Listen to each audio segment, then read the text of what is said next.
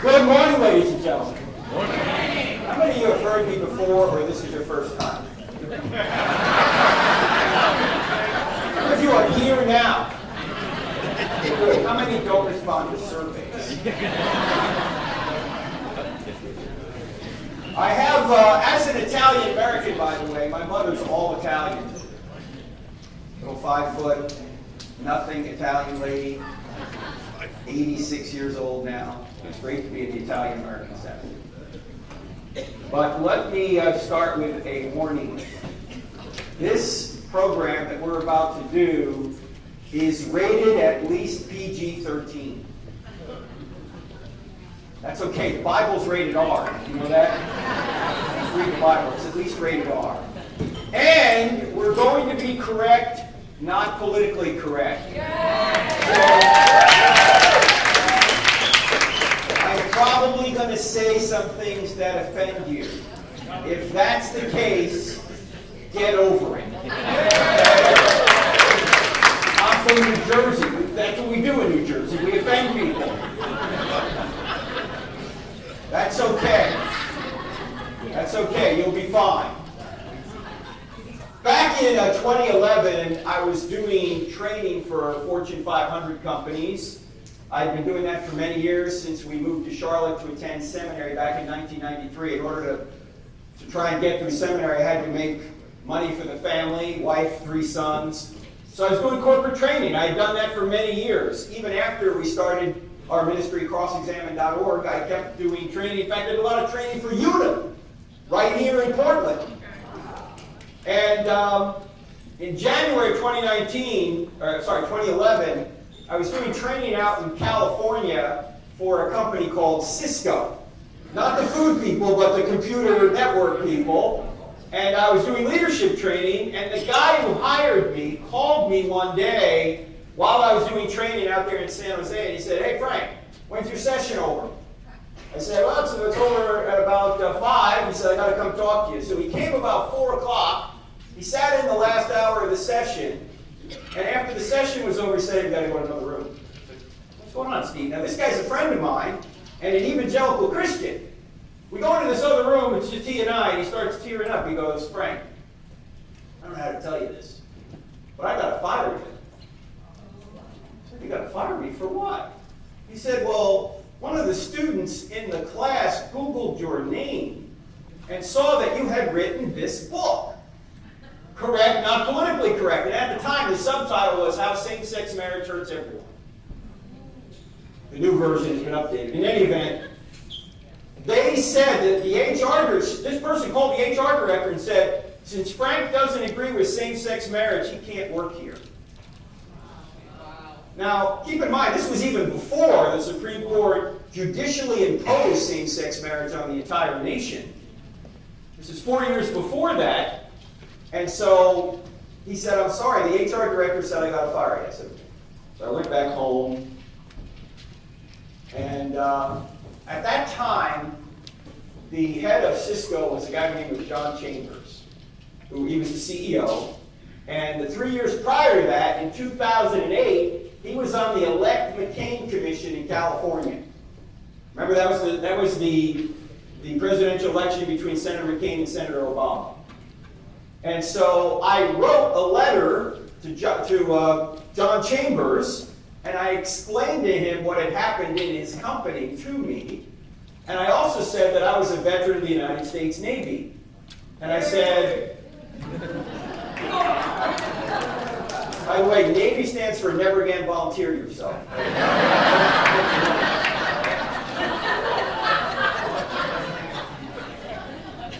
So I said to him, "I appreciate your support for Senator McCain in the last election. Are you aware that Senator McCain holds the same position on same-sex marriage that I do? Are you qualified to be working at Cisco?" So the next day I got a phone call from an attorney, because I FedExed a letter to him. And the attorney said, "What do you want?" And I said, "I don't want anything other than you call the dogs off other Christians, because you claim to be inclusive, tolerant, and diverse. How is it then that I am not included, not tolerated for holding a diverse view?"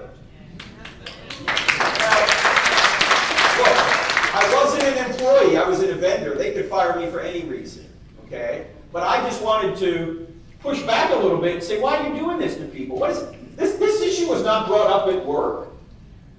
Are you saying that people with certain political, religious, or moral views can't work at Cisco? Is that what you're saying? So the guy said, look, I'll put you in contact with the head of Inclusion, Tolerance, and Diversity. So I set up a phone call with this woman, and at the time I was at Summit Ministries when this phone call was set up. I was there with my friend, the late, great Mike Adams. And this phone call did not go well, because I kept asking her, how was I excluded and not tolerated for holding a diverse view if you're all about inclusion, tolerance, and diversity? She couldn't answer the question. She just continued to give me platitude after platitude. So I looked at Mike during the call. And Mike said, this call isn't going well. I said, I know. She didn't answer the question. I said, we just ended the call. And I said, Mike, we got to go public with this. We can't let this go. So Mike wrote the first column, the Cisco Kid. And then I wrote a column called Sex at Work. Do not Google that. It'll take you right to Harvey Weinstein's website. You know, if you want to see that article, it's in that book. But you can also go to our website, crossexamine.org, and read it there. And basically, in this article, I asked this question. I told the story, and then I asked this question. Why are we talking about sex at work? Are we supposed to have sex at work? Why is corporate America obsessed with what we do in our bedrooms? Why is this an issue at all? As long as we treat one another with respect, despite the fact we may disagree on certain political, moral, and spiritual issues, we shouldn't even be talking about this at work. Right. You ought to ask yourself, the employees at which you work, why are we going through this? Do we have a problem that people can't get along with one another because they disagree on what they're doing in the bedroom on the weekend? Why are we doing this? And why are Christians quiet? Why are you hiding under your desks? Amen. Stop hiding under your desks.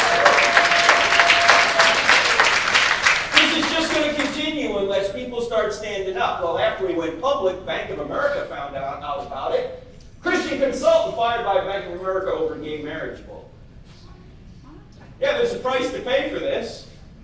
Now, thankfully, I had a fallback position. We had already started crossexamine.org, so after we burned the ships, this is all I could do, because I am now radioactive in corporate America. Even though I made a lot more money doing that than coming here.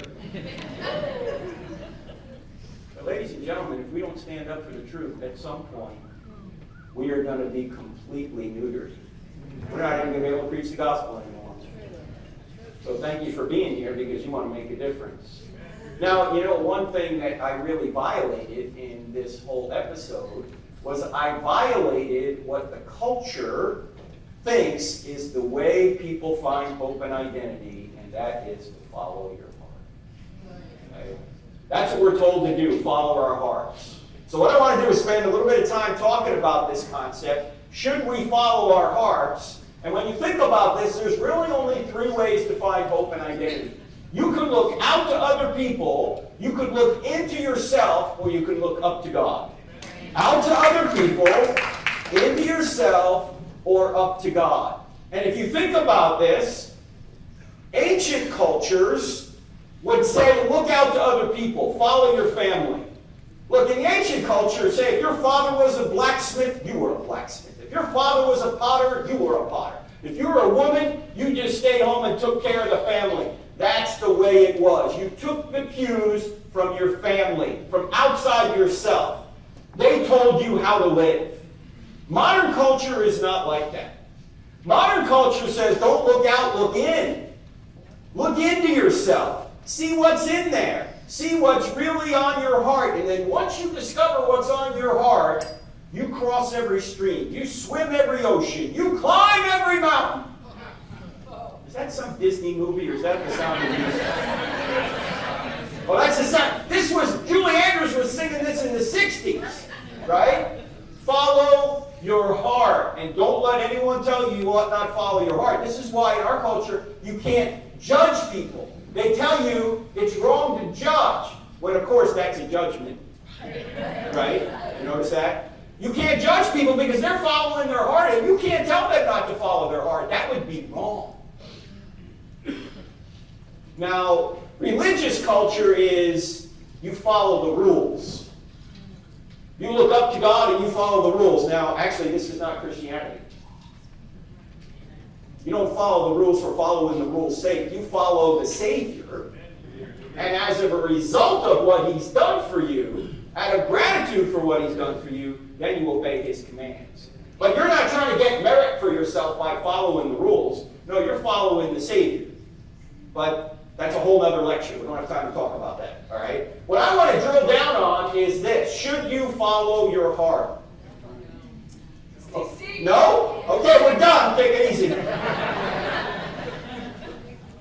In modern culture today, people think that if they have some sort of idea or desire on their heart, that that idea or desire is them. This is why if you were to say that certain sexual behaviors, the LGBTQ behaviors, are wrong, people think that you're not attacking a behavior, you're attacking them. Because see, this is their identity. This is where they get their hope and identity. Now if you think about this, ladies and gentlemen, if you base your identity on your sexual preference, what happens when you can no longer sexually perform? You no longer have an identity? What happens when you're no longer sexually preferred? You no longer have an identity? No, your sexual desires don't comprise who you are. That's not a stable identity. That's very fragile. But we'll get to that later. Unfortunately, this kind of idea has infiltrated the church. In fact, unfortunately, I think in many churches, theology is a lot more about meology. You notice that? It's about what all I want. I want God. I'm going to create a God in my image, and whatever I want, that's who the true God is. God is all about me, me, me, me. That's obviously not Christianity. Look, if God doesn't disagree with you somewhere, you don't have the right God.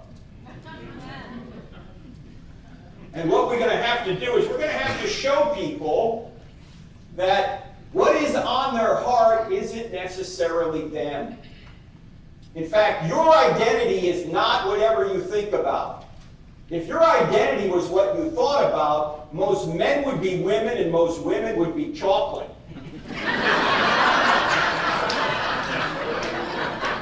Right? My wife would hold up a bank for dark chocolate. I'm telling you right now. So, what about this concept, should you follow your heart? Should we follow it? Well, I think the second most important Bible verse for today's culture is actually found in the Old Testament. The most important has anything to do with the gospel, but the second most important verse in the Bible comes from Proverbs. It's Proverbs 4:23, and it says, above all else, guard your heart, because everything you do flows from it. Above all else, guard your heart. Doesn't say follow your heart. We're about to see the dangers of blindly following your heart. You can't just follow your heart without moral restraint. In fact, there are at least 3 reasons why we can't follow our hearts. There's more than this, but here are the top 3. Number 1, your hearts are corrupt. My heart is corrupt, your heart is corrupt. Secondly, your heart is conflicting. You have 2 hearts on the same issue sometimes. Which heart are you going to follow? And thirdly, your heart is changing. Especially when you're young. Your heart can change week to week. So it makes no sense to follow a heart that's going to be different a week or a month from now. We'll get into all that, but we got to start with the first, our hearts are corrupt. Now the Bible gets this right, unlike other religious books. The Bible gets the human heart correct. Most religions believe, maybe all religions that I'm aware of, that they believe man is inherently good. Christianity doesn't teach that. Christianity teaches that our hearts are evil and corrupt. In fact, Jeremiah said it best. He said, the heart is deceitful above all things and desperately sick. Who can understand it? In fact, you don't even need the Bible to know this. I can prove to you right now that your heart is wicked and deceitful and corrupt. Let's just do a little bit of thought experiment. Let's suppose this morning, before you decided to come here, when you went into the bathroom to get ready, you noticed that there was a sign attached to your head, and this sign transmitted every single thought you had in big LED letters. You couldn't turn the sign off. You couldn't cover it. No matter where you went today, everyone could read every single thought you had. Question, if that happened to you this morning, would you be sitting here right now? No. I wouldn't leave the bathroom. Neither would you. Why? Because your thoughts and my thoughts are selfish, corrupt, and evil. Think about it. When you meet somebody for the first time, are you thinking happy, nice thoughts? No, you're judging them. You're going, hey, how you doing? Man, that is the ugliest shirt I've ever seen. Hey, where'd you get that haircut? Walmart? That's what you're thinking. You're not thinking positive things. By the way, no extra charge for this. This is why you can't remember names when you meet somebody. Because you're thinking, you're evaluating them. You're judging them. You're corrupt and I'm corrupt. We're not. We're thinking, how is this person going to help me? Do I want to be near this person? Do I want to know this person? You're angling for attention. You're not thinking good things. You're thinking selfish things. Because your heart is corrupt. So if you went into the bathroom and saw that, you wouldn't be here right now. In fact, think about this. It's easy to be bad. It's hard to be good. You have to teach a 2-year-old to say mine. No, a 2-year-old already knows mine. You have to teach a 2-year-old to share. They call it the terrible twos for a reason. We're selfish. And by the way, even the Babylon Bee has discovered this. You guys know the Babylon Bee, right? Your best source in fake news? Not long ago, they pointed out that a study finds 100% of men would eat any fruit given to them by a naked woman.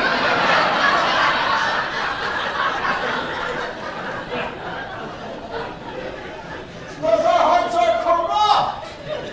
You're thinking, oh, if I was Adam, I'd have done better. No, you wouldn't.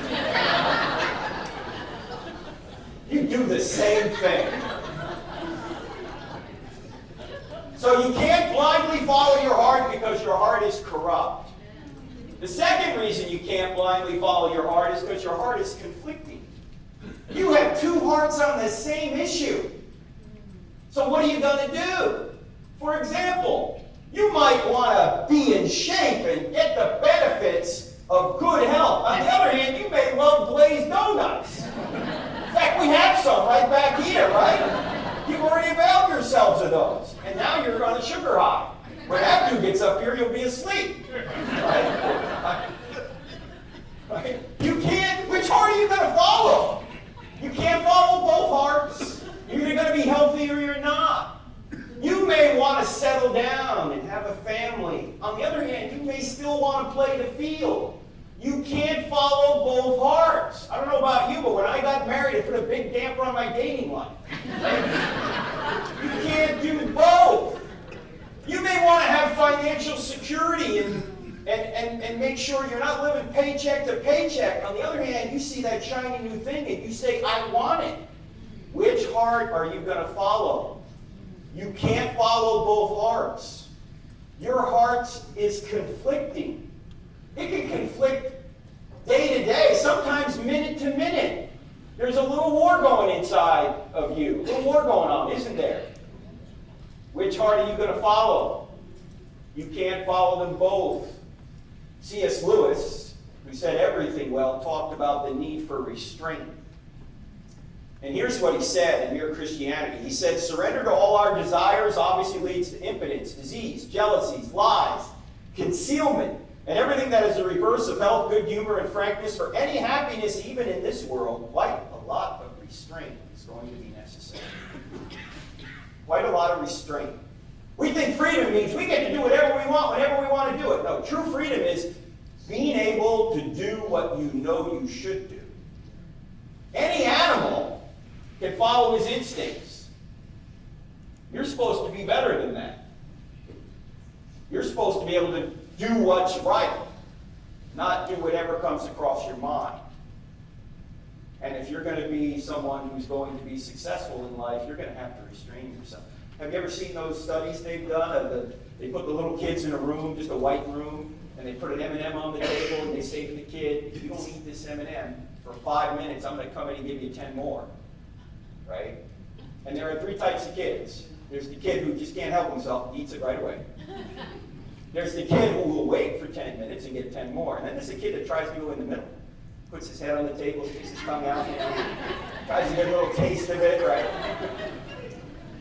What do you think they found in this study where they tracked these kids in a longitudinal study? You know, a longitudinal study where they stay with the same group of people over several years, even decades. It takes a long time to complete one of these.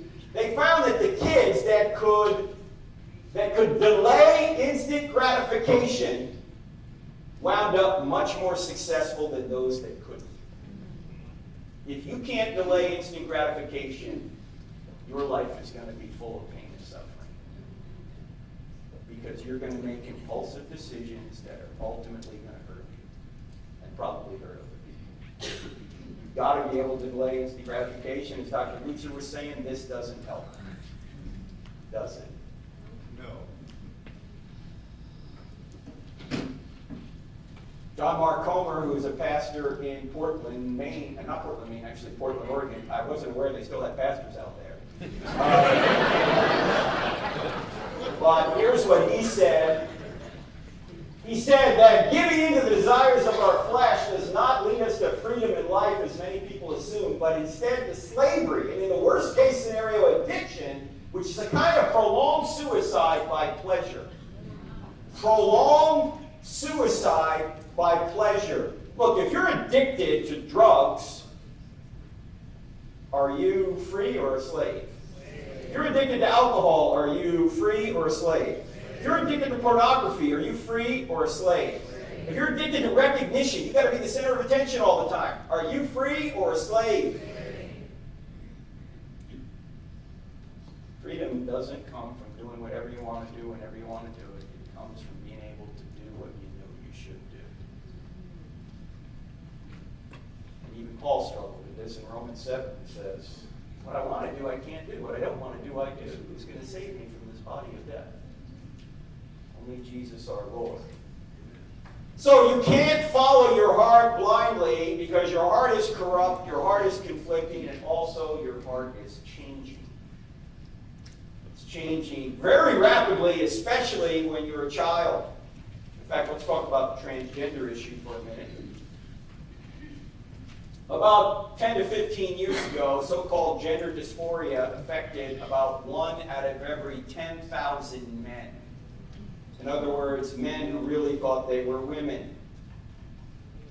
Now, according to Abigail Schreier, who wrote the seminal book, Irreversible Damage, the Transgender Craze Seducing Our Daughters, she says that in some girls' schools she's visited, 30% of the girls are claiming to be trans.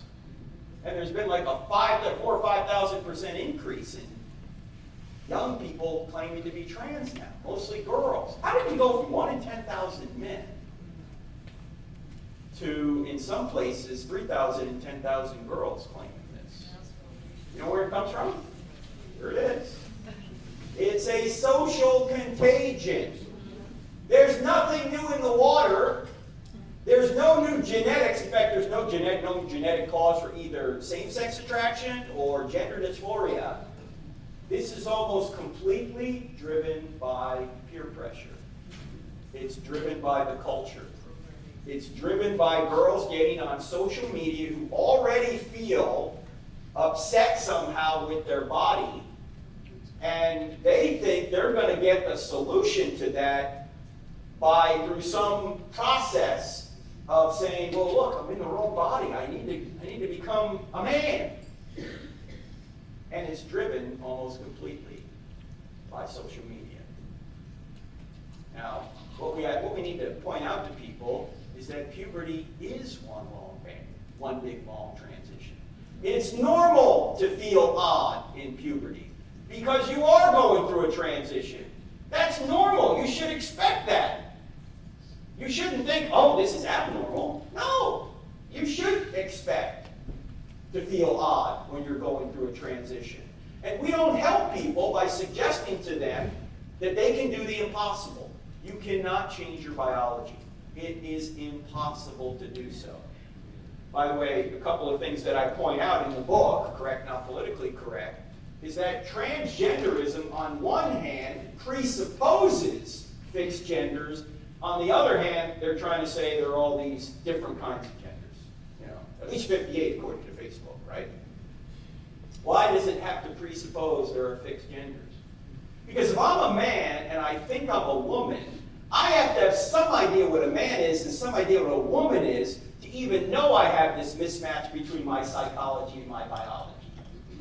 If there weren't fixed genders, this concept of gender dysphoria would be impossible because there would be no way to know that I had this mismatch. Secondly, if I try and do the impossible, which is to try and change my gender to go from a man to a woman, I have to have some idea what a man is and some idea what a woman is to try and make the so-called transition. If there weren't these two fixed points, there'd be no way to even think about making the transition. Also, if you think about this, ladies and gentlemen, nature, whether you want to call it God or just nature to a secularist, nature has told us there's only two genders. Why? Because there's only two things you can produce. You can either produce a sperm or an egg. There's no third thing you can produce. And if you can't produce either, that's an incapacity, not a third capacity. So there are only two genders, and yet the world is trying to say whatever you think in your head is correct. By the way, in the so-called LGBTQ community, there's a bit of a civil war going on. It's not much of a community. Because if the T's get their way, the L's, the G's, and the B's don't exist. Why? Because if there are no fixed genders, then how can you be lesbian, gay, or bisexual, or even heterosexual? Because all of those so-called identities require gender to be fixed. Otherwise, you couldn't even know what a lesbian, gay, or bisexual, or heterosexual person or activity was. So it's completely illogical. In fact, this is why even feminists are upset with this community. Because if there are no genders, that means there are no women, and if there are no women, there are no women's rights. So J.K. Rowling, who wrote the Harry Potter series, who is politically liberal on almost everything, has decided that this can't go. You're erasing women, she says, by this ideology, and she's correct. And she's been called every name in the book, but nobody can refute her logic. So as Christians, there's a lot of young people who are being enticed into a world that's only going to end poorly for them. That's why we need to speak. If we're going to love people, we've got to tell them the truth. And I'm so glad there are many pastors here, but there are many pastors who are not here that should be here. And there are people in our culture who are atheists that are more bold on this topic than we are. It's true. In fact, Bill Maher is one of them. Years ago, I was on his program. I was on ABC, and we don't agree on a lot, but we do agree on some things. Bill Maher, is an atheist and a liberal. 2 years ago, he had this program called Along for the Pride, where he pointed out that the older generations don't identify as LGBTQ hardly at all, but the younger generations do. And he says, at this pace, by 2060, we'll all be gay. What's his point? His point is that this is a social contagion. This is not something that has happened because there's some sort of biological reason or there's some kind of new thing in the water. This is almost completely social media driven. It's peer pressure. And he said, look, kids go through phases. They change quite a bit. He said if everybody knew what they wanted to be when they were 8 years old, the world would be filled with cowboys and princesses, but it's not. He said when I was a kid, I wanted to be a pirate. Thank God nobody took me seriously and took me for eye removal and peg leg surgery.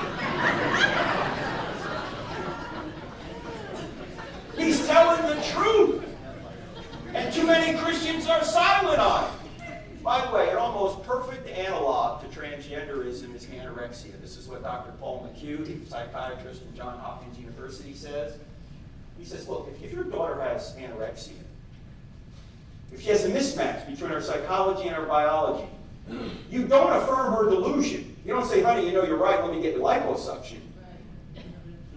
You say, honey, no, you need mental health care. You're dangerously underweight. We need to get you nutrition. We can't allow you to live in this delusion. That's what love does. Love does not affirm the delusion. Love stands in the way of the delusion because you love the person. Look, if your daughter came to you and said, Mom, Dad, I'm a mermaid, you wouldn't take her off the coast and drop her in the ocean, would you? No, you'd say, honey, your mind's playing tricks on you. We need to get you care. Mental health care. In fact, when you're young, things change quickly. In fact, the late Tim Keller had this illustration. I think it's a great illustration. He said, or an observation. He said, you ever notice that the older you get, or when you get older, you look back on your younger self with some sort of disdain, right? You know, like when you hit 15, you look back on your 10-year-old self and you go, you know, I was kind of an idiot when I was 10, right? Then when you hit 20, you look back on your 15-year-old self and you go, I was kind of an idiot when I was 20. And then when you hit 30, you look back on your 20-year-old self and you go, I was kind of an idiot when I was 20. You know what this means? No matter how old you are now, you're an idiot. Right? Well, maybe when you get to Dr. Lutz's age. No, it's true when you get older, though. But I'm 62. I know. Don't look a day over 61. In fact, when I was 50, my wife was very encouraging. She said, honey, you're going to live to be 100. I said, how do you know? She said, because you look half dead already. Anyway, no, when you get older, like, I don't look back at my 52-year-old self and go, I was an idiot when I was 52. Why? Because, you know, when you get, like, say, past 30, in most cases, you start to get your life in order, right? And you start stopping, you stop doing foolish things, hopefully. You got a good direction to your life. But when you're young, man, it changes rapidly, doesn't it? You know, and the Bible does talk about an age of accountability, right? What's the age of accountability? Nobody really knows. I think for women, it's probably 7. For men, it's probably 37. About right? So it makes no sense when you're 15 to make a lifelong decision to sterilize yourself when things are going to change. In fact, the research shows that 80% of young people who have this so-called gender dysphoria grow out of it by the time they're 18. And 96% of them are out of it by the time they're 26. Why would you ever sterilize a child to fix a problem that's probably going to get fixed anyway, just through the passage of time? Yet our politicians, including the current administration, want to actually take your child from you if you don't agree with their so-called gender-affirming care. President Biden came out on Trans Visibility Day in 2022, and through his HHS basically said, parents, you got a kid in your household that doesn't agree with his or her gender, and you don't agree with them, we're going to come take that kid from you. Politics doesn't matter. I hate to say this, ladies and gentlemen. I'm not advocating this. But once this starts happening, shots will be fired. You're going to have the government allow them to come in and take your child from you, to sterilize them, and cut their breasts off? Really? If Christianity says allow that to happen, I'm not a Christian. Because Christianity doesn't say allow that to happen.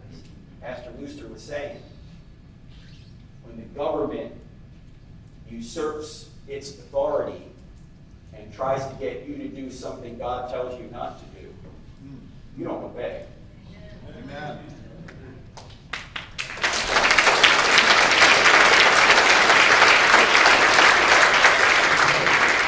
Thomas Sowell, who says everything well, he's now 94 years old, by the way. Here's what Sowell said. He said, ours may become the first civilization destroyed not by the power of our enemies, but by the ignorance of our teachers and the dangerous nonsense they are teaching our children. In an age of artificial intelligence, they are creating artificial stupidity. You say, well, wait a minute. What about love? Aren't we supposed to love? I think this is almost the top misunderstanding in the church today. It's certainly the top misunderstanding in the culture. People think love means approval. Does love mean approval? No. I mean, parents know this. In fact, how many parents do we have? All right, how many former children do we have? That's all of us, right? If your parents approved of everything you wanted to do when they were 13, would they have been loving parents? No, parents need to stand in the way of evil. You don't approve of everything a 13-year-old wants to do. That's not love, that's enablement. You need to stand in the way of evil if you're going to love somebody. By the way, in the passage that everybody reads it their way, but nobody obeys, 1 Corinthians 13, here's what Paul says. Paul says, love always protects. Love does not delight in evil. Love rejoices in the truth. Love always perseveres. Love means you're seeking what's best for the other person. It doesn't mean you're rubber stamping everything the other person wants to do. How is that loving? It's not. Yet people think, well, if you love me, you'll approve of me. You'll approve of what I do. No, that's not love. That's enablement. In fact, Jesus gave us one new command. What's the one new command? Love one another as I have loved you. How did he love us? He sacrificed himself for us. So how are we supposed to love others? We're supposed to sacrifice ourselves for them. And that may require some pain and suffering on our part. You know why we don't tell people what they really need to hear? Particularly on the sexual issues? Because we don't want them being mad at us. And this goes true for congregations. Pastors don't want congregants being mad at them. I understand that. But your job is not to please the goats. Your job is to feed the sheep.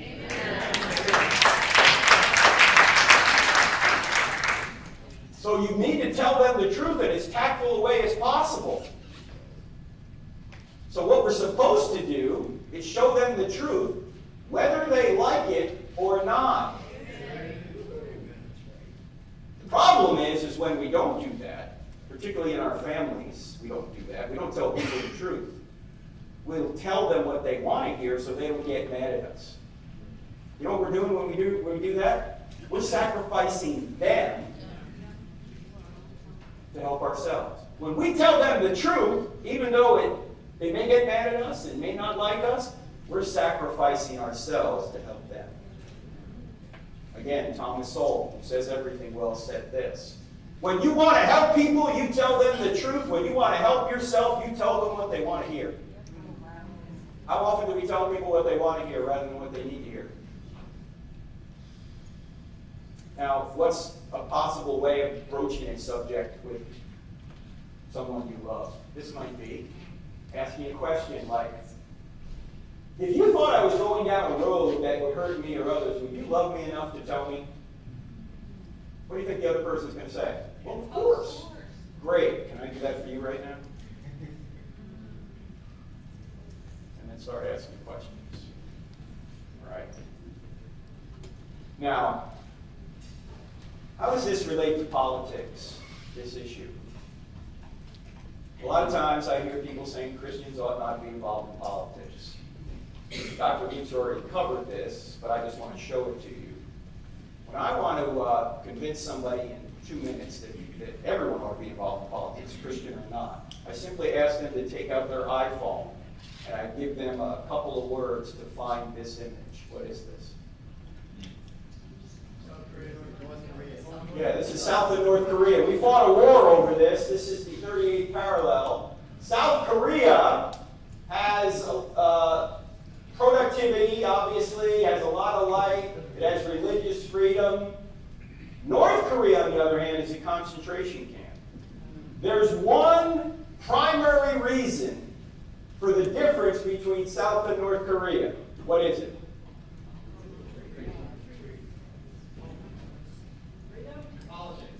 Politics, right? The South has political freedom, the North does not. Which country would you rather live in? You'd obviously rather live in South Korea, right? Well, if you're not diligent to protect freedom, this place may one day become like North Korea. In fact, I hear people say, "Oh, I just preach the gospel. I don't get involved politically." I always say to them, "Oh, obviously, I think the gospel is important. But if you don't think politics are important, you don't think the gospel is important. Why? Because your ability to preach and live the gospel is partially dependent on the laws that are made in Washington, Augusta, and your local governments." If you don't think so, you go to some of the countries I've been to. I've been to Iran, I've been to Saudi Arabia, I've been to China. Do you know there's no First Baptist Church of Tehran? There's no Calvary Chapel in Saudi Arabia. There's no Erwin Lutzer show in China. Why? Because politically they've ruled it out. So politics even affects our ability to preach and live the gospel. So we have to be engaged. My friend Charlie Kirk puts it this way: the most important thing we can do is bring people to Christ and make them disciples. The second most important thing we can do is make sure we can do the first most important thing. Right? Because politics affects your ability to do the first. I always hear Christians saying, "Oh, but Frank, the church, it thrives under persecution." Oh, really? Are you moving to North Korea to be a missionary? Go ahead. If the Lord's calling you to go do that, go right ahead. Sure, sometimes persecution can help the church to flourish. Other times it doesn't. It's not flourishing in North Korea. And we don't wish persecution on anyone. We fight evil and leave the results to God. We're not commanded to win. We're commanded to be faithful. So just be faithful. Do what's right and leave the results to God. Now, when it comes to specific elections, what happens when you don't like either candidate? Not that I have anybody in mind. All right? What are you supposed to do? Well, I think you ought to follow what Jesus said. You say, what Jesus wasn't involved in politics? Au contraire. I don't think you read the scriptures closely enough. Who did Jesus go after the most? The Pharisees. And who were the Pharisees? They were the religious and political leaders of Israel. In fact, some of them were on the Sanhedrin. That was the Jewish ruling council to whom Rome delegated day-to-day lawmaking authority. In other words, these people were the politicians. And Jesus went after these people. In fact, Jesus was not a nice guy. He was not. Especially with these people. Just read Matthew chapter 23.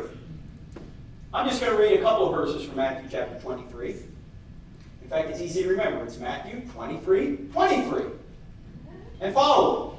Here's what Jesus said to the politicians of his day. He said, "Woe, you teachers of the law and Pharisees, you hypocrites! You give a tenth of your spices, mint, dill, and cumin, but you've neglected the more important matters of the law, justice, mercy, and faithfulness. You should have practiced the latter without neglecting the former. You blind guides, you straight on an apple, swallow a camel." You know what he's saying to them? He's saying, you're majoring in the minors. You're being real particular about tithing your spices, but the big issues you're ignoring. You're neglecting them. And by the way, we're doing that in this country right now. We're telling people what light bulbs they can and can't use. We won't say don't murder your children. You know, Kamala Harris wants to ban plastic straws. She does not want to ban child mutilation. You see, we're neglecting the more important matters of the law. So what we need to do, I think, is vote according to the more important matters of the law. In fact, just this Friday, I was at a conference down in Florida put on by Charlie Kirk and TPUSA, and it just so happened that I was speaking the night Trump was speaking. And I went out and I gave them evidence that the gospel's true, and then I said the most important decision that you make, the most important choice you make is not who you're choosing for president. The most important choice you make is who you're going to choose for your Savior. You can't choose yourself. You're not going to be able to save yourself. I gave them the gospel, and I said, but who you choose for president is important, but you need to remember something. When you're voting for president, you're not voting for one person. You're voting for 5,000 people to go to Washington and implement an agenda. You're voting for an entire administration. It's not one person.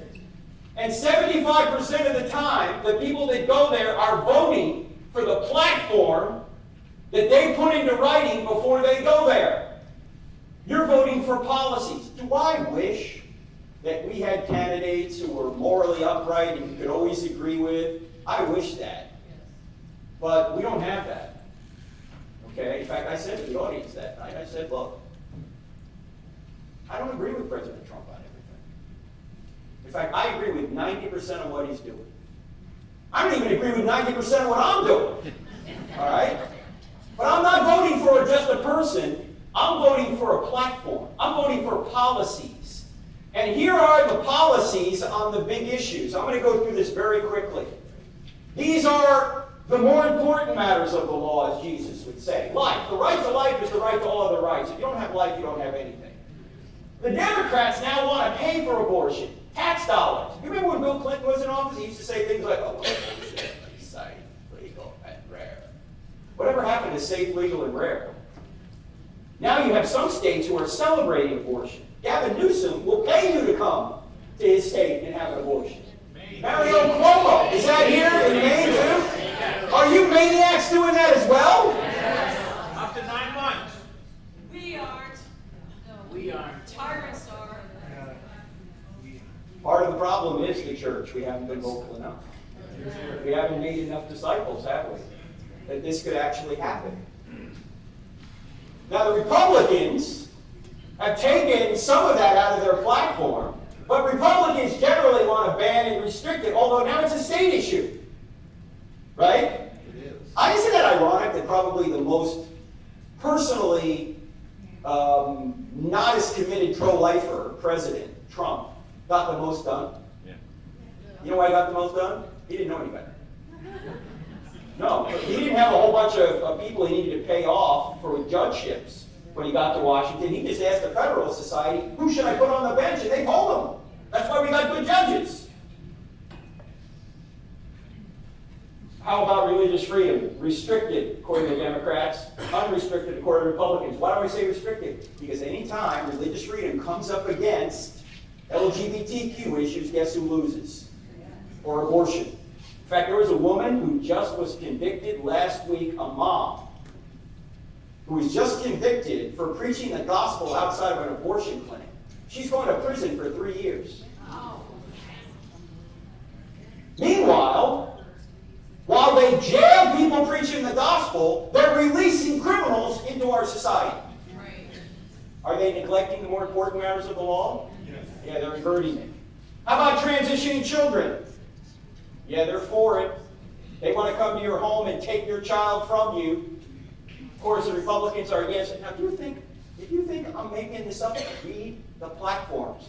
The Democrat platform hasn't actually come out yet, but I'm reading from not just the platform, but the policies, because Biden came out for this in 2022. Law-making judges versus law-applying judges. Why is our country, why did they even get Roe v. Wade or Obergefell? It wasn't because people voted on it. It was because judges who decided to follow their hearts just imposed this on all of the American people. Yep. Now, I've seen some judges appointed by Republicans become liberal judges. I've never seen a liberal judge become conservative. Have you? This is not we the people. This is we the court, whatever we decide. Also, race-neutral policies. The Democrats are against it. What? I don't have time, but I could read from the Democrat platform right now from 2020. They want to use race to divide people. As Pastor Lutzer just said, critical race theory is a theory of conflict. You will never have community if you're putting people inside the community, we're pitting them against one another based on basically irrelevant characteristics. Who cares what your skin color is? You don't fix old racism by introducing new racism. Amen. School choice, we know there, and how about the border? Dr. Lutzer already covered this. But it's not compassionate to have an open border because what happens? You have women being trafficked over the border. You have drugs coming over the border. You have terrorists coming over the border. In fact, there are 88,000 children right now who are missing in our country. We don't know where they are because they came over the border and were probably sex trafficked. How is this compassionate? It's not. So, vote according to the more important matters of the law. And point out to people you're following Jesus. You're not voting for personalities, you're voting for policies. Policies that obviously are more important. And with regard to following your heart, should you follow it? Not without moral restraint, because our hearts are corrupt, conflicting, and changing. In fact, let's say this together. Are you ready? Above all else, guard your heart, because everything you do flows from it. Now, if you want this presentation, follow this QR code, because I'll send you this presentation and about 10 others in a PDF format. Also, I brought a couple of books with me, and I want to point out all the proceeds from the sale of the books will go to feed needy children. Mine. So you know. I got 3 sons, so I need some help. I don't know, how many more do we have over there, Travis? Not many, just a couple. Just a few over there. This book, by the way, doesn't have any Bible verses in it. This is not the biblical case against same-sex marriage and transgenderism. This is the natural law, medical, common sense case why same-sex marriage and transgenderism are not good for individuals and not good for society. You can give this to an unbeliever. Okay? And if we run out of it, we get on our website. I don't have enough faith to be an atheist argues from the ground up that Christianity is true. To people that don't even believe in truth, all the way to the Bible's the Word of God. Okay? And then I don't have this DVD set with me, but you can get this off our website, crossexamine.org. That particular DVD set covers about 20 different topics, including CRT, including intelligent design evolution, including socialism, communism, same-sex marriage, all these issues that we debate, transgenderism, it's all in that DVD set you can get on our website. Also, we're teaching online courses. I teach some of them, but we have many other people teaching them as well. We're on YouTube, Twitter, and Facebook. In fact, we're so into YouTube, Twitter, and Facebook, we've actually combined these 3 into one social media platform. We call it YouTwitface. Kind of a Jersey thing. You signed up for YouTwitface yet? We're on Instagram and TikTok too. We have a podcast that's on twice a week. It's called I Don't Have Enough Faith to Be an Atheist. Okay? So wherever you get podcasts, look for I Don't Have Enough Faith to Be an Atheist. The last one we did was with Megan Basham. I don't know if you heard of her. She just wrote a book called Shepherds for Sale, which is about how leftist money has been infiltrating churches and evangelical groups to move evangelicals left politically. You might want to check. We have a TV show as well. If you don't do anything else, download the free Cross-Examine app. 2 words in the App Store, Cross-Examine. Not only has the TV show streaming, the podcast on it, but it even has a quick answer section. So you might be having lunch with somebody and they bring up an objection to Christianity and you don't know how to answer it. All you need to do is take out your Droid or your iPhone and go, hey, hang on. I'm getting a text. Hey, what about this?